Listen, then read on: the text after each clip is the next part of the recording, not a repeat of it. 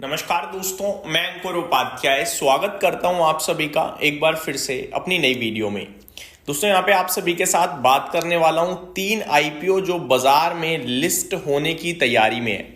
तीनों आईपीओ की बात करी जाए तो एकस, मीशो और विद्या वायर्स, तीनों आईपीओ सेम दिन ओपन हुए थे, सेम दिन बंद हुए। लिस्टिंग की डेट भी सबकी सेम ही है, वो है 10 दिसंबर।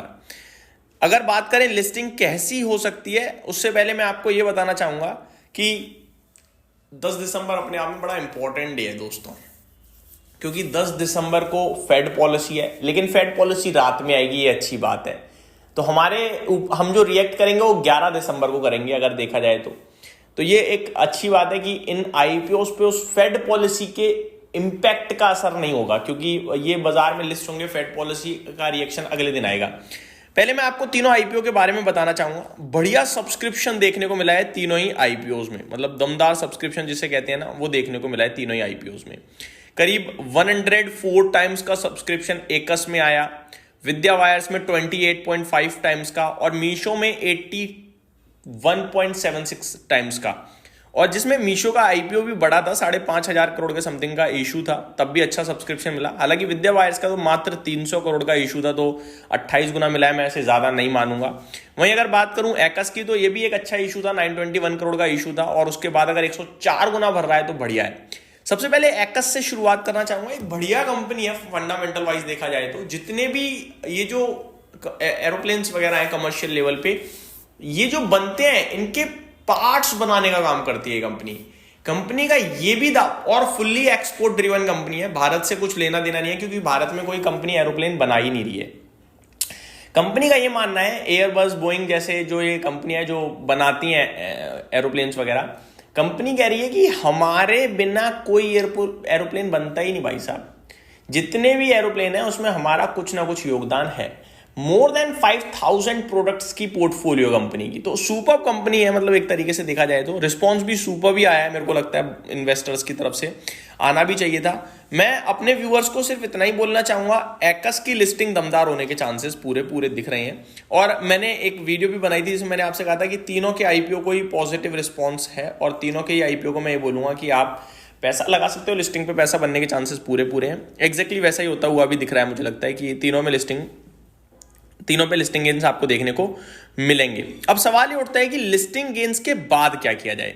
यहां पे ये सबसे इंटरेस्टिंग सवाल है। सबसे पहले मैं आपको बताना चाहता हूं दोस्तों, अगर लिस्टिंग दमदार हो जाए तो आप कुछ मत कीजिएगा, लेकिन लिस्टिंग सुस्त दिखे मीशो और एकस में, तो आप पैसा लगाइएगा ओपन मार्केट से। फॉर एग्जाम्पल, एकस 124 रुपए का प्राइस बैंड है, करीब 30% तक 25% तक के लिस्टिंग गेन दिखा रहा है। अगर 15% या उससे कम लिस्ट हो जाए तो फिर मेरे को लगता है 5 से 10% की मिनिमम लेवल पे और गुंजाइश है ऊपर आने की।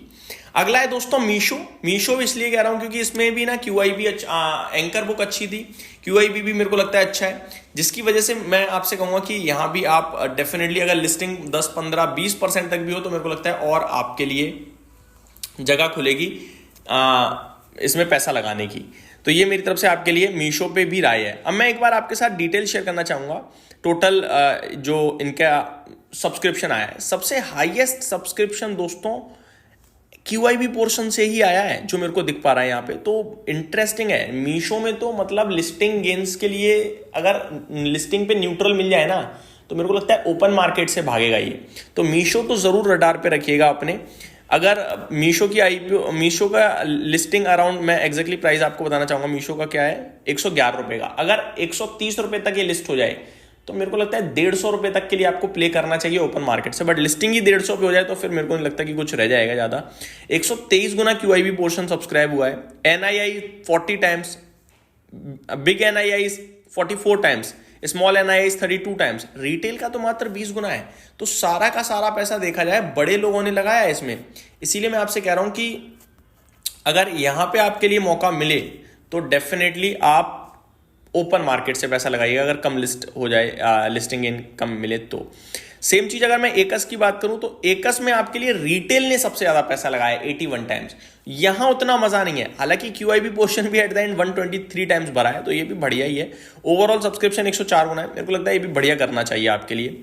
विद्या वायर्स की भी बात करता हूं दोस्तों, एक बार विद्या वायर्स का भी सब्सक्रिप्शन देख लेते हैं कैसा आया है। स्पेशली मैं क्यूआईबी को बड़ा ध्यान से देखता हूं दोस्तों, क्योंकि क्यूआईबी पोर्शन अगर ज्यादा होता है ना तो वो क्या है, थोड़ा वो दे देता है, मतलब अंदर से स्ट्रेंथ देता है, हाँ भाई बढ़िया है, क्यों बड़े लोग पैसा लगा रहे हैं। क्यूआईबी पोर्शन देखें तो विद्या वायर्स में नहीं भरा भाई साहब, केवल 5 गुना है, तो मैं यहाँ पे ज्यादा इंटरेस्टेड नहीं हूँ। बाकी नॉन इंस्टीट्यूशनल बायर्स जो है वो काफी बड़े हैं, 56 गुना है। बिग एनआईआईज भी 51 गुना सब्सक्राइब करते हुए दिखे हैं। स्मॉल एनआईआई तो करीब 65 गुना। रिटेल ने 30 गुना सब्सक्राइब किया है, बट फिर भी मैं कहूंगा उतनी क्वालिटी सब्सक्रिप्शन नहीं है इसके आईपीओ को, ठीक है। सब्सक्रिप्शन अच्छी है बट क्वालिटी सब्सक्रिप्शन नहीं है।